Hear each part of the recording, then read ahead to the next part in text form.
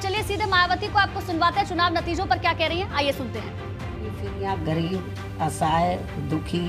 पीड़ित व कमज़ोर वर्गों के लोगों का सही से भला हो सकता है। और अब तो इनके प्रति जातिवादी मानसिकता रखने वाली पार्टियों के साथ साथ जातिवादी मीडिया भी, जिसमें सोशल मीडिया भी शामिल है, ये भी नहीं चाहता है कि यहाँ के खासकर गरीब, दबे कुचले, गरीब व लाचार लोग बाबा साहब की मूवमेंट के मुताबिक चलकर सत्ता की मास्टर चाबी खुद अपने हाथों में लें और उसके लिए वे किसी भी हद तक गिरकर अपना गंदा व घिनौना आदि खेल खेलते रहते हैं। इसलिए यूपी का वर्तमान चुनाव परिणाम बीएसपी के करोड़ों लोगों की रात दिन की कड़ी तन मन धन की मेहनत का ये वाजिब फल कतई नहीं है। फिर भी बाबा साहब के अनुयायी पार्टी होने के नाते इस पार्टी के लोगों को अपनी हिम्मत कतई नहीं हारना है, बल्कि पत्थर काट कर रास्ता बनाने का अपना प्रयास व संघर्ष हर हाल में आजीवन जारी रखना है। जबकि ऐसे खराब राजनीतिक हालात बीजेपी ने भी देखे हैं, जब आज़ादी के बाद से काफ़ी लंबे समय तक देश में राज करने का मौका यहाँ की जनता ने इनको नहीं दिया था, बल्कि यूपी में भी सन 2017 से पहले भाजपा की स्थिति यहाँ कोई खास अच्छी नहीं थी। और अब इसी प्रकार कांग्रेस पार्टी भी लगभग उसी हालत से गुजर रही है जिस खराब हालत से पहले भाजपा गुजर चुकी है। इसलिए कल आए चुनाव परिणाम आगे के लिए सबक जरूर है, जिसके परिप्रेक्ष्य में यहाँ मैं ये कहना ज़रूरी समझती हूँ कि चुनाव में पूरे यूपी से मिले फीडबैक के मुताबिक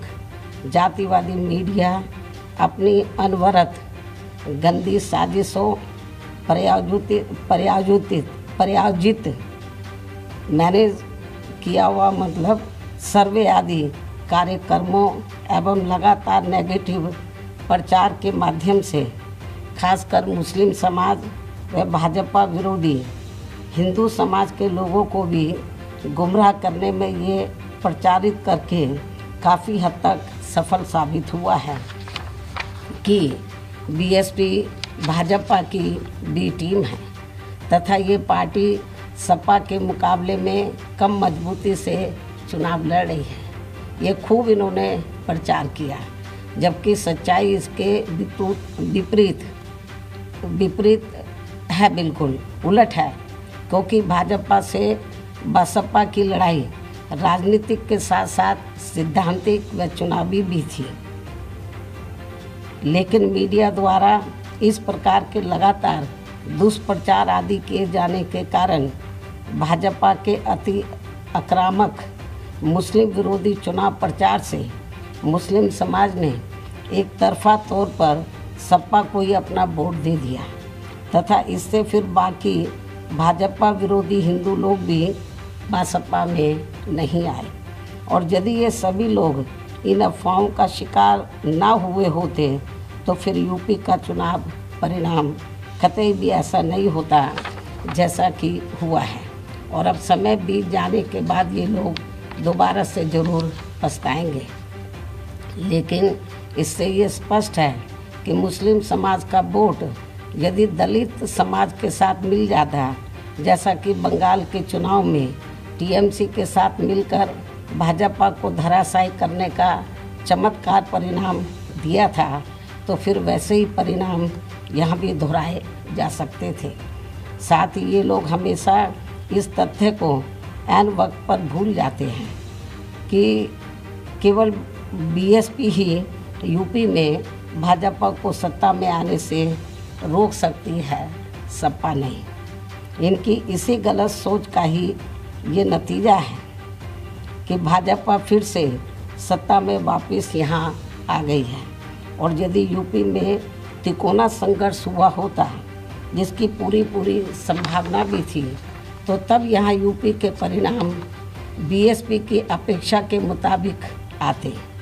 तथा फिर भाजपा को सत्ता में आने से रोक लिया जाता। अर्थात कुल मिलाकर मुस्लिम समाज बीएसपी के साथ तो लगा रहा, किंतु इनका पूरा वोट समाजवादी पार्टी की तरफ शिफ्ट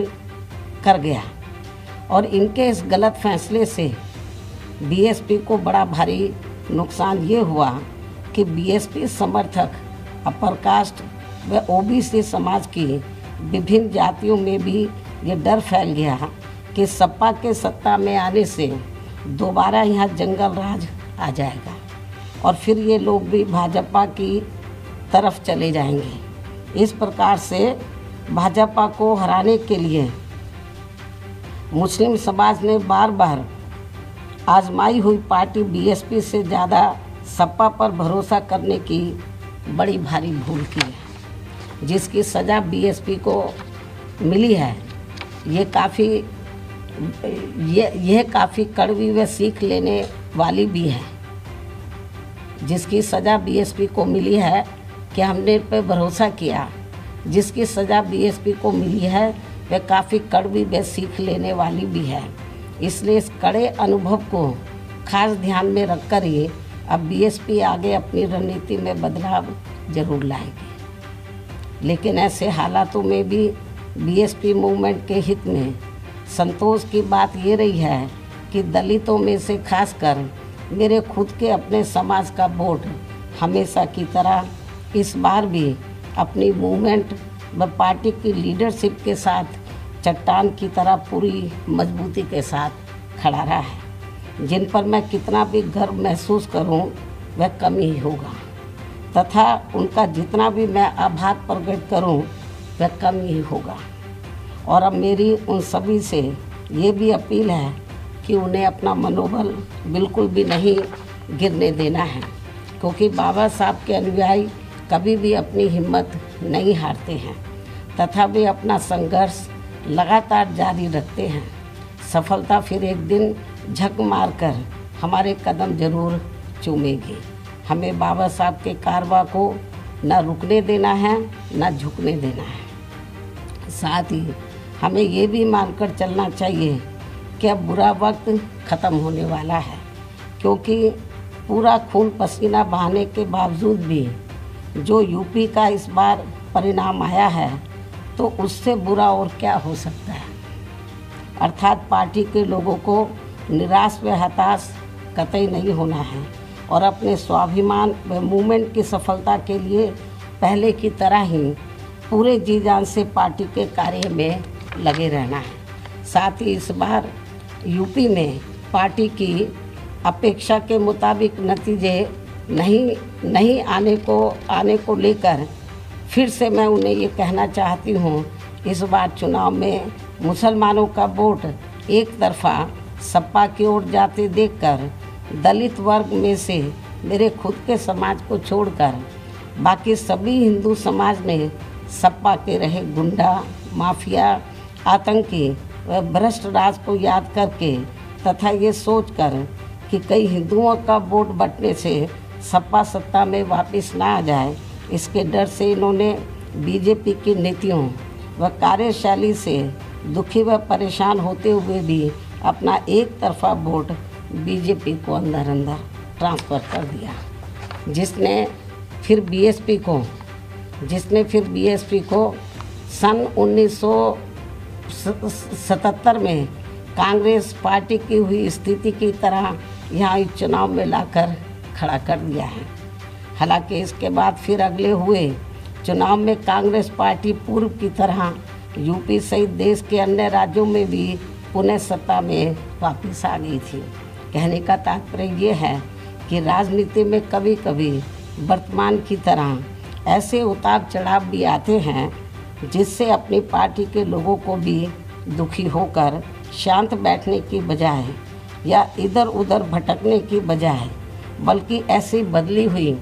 परिस्थितियों का भी मुकाबला करने के लिए अपनी वर्तमान रणनीति में परिवर्तन करके आगे बढ़ना होगा। और इसके लिए बाबा साहब के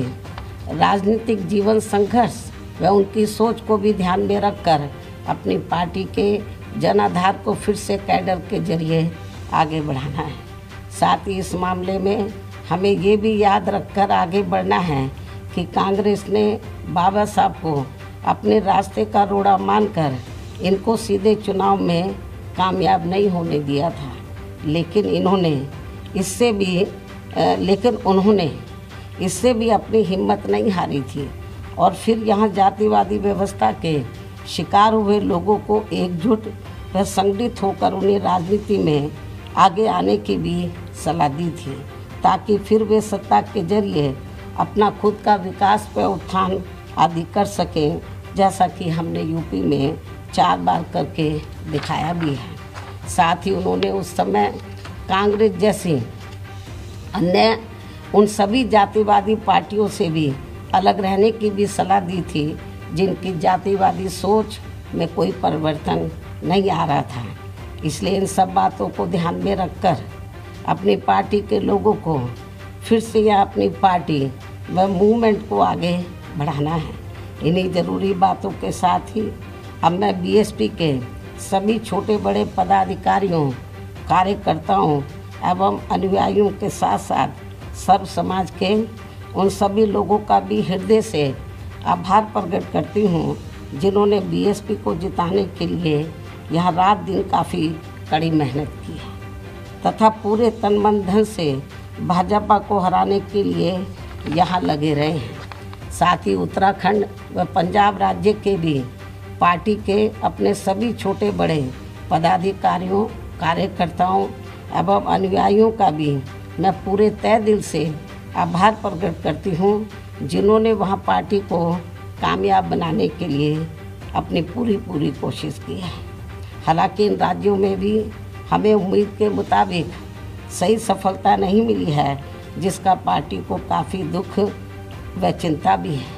वहाँ भी हम लोग वर्तमान जो राजनीतिक हालात चल रहे हैं, तो उसको ध्यान में रखकर हम लोग आगे की रणनीति बनाकर अपनी पार्टी और मूवमेंट को आगे बढ़ाएंगे। और अब मैं इन्हीं ज़रूरी बातों के साथ ही अब मैं अपनी बात यहीं समाप्त करती हूँ। धन्यवाद। जय भीम व जय भारत।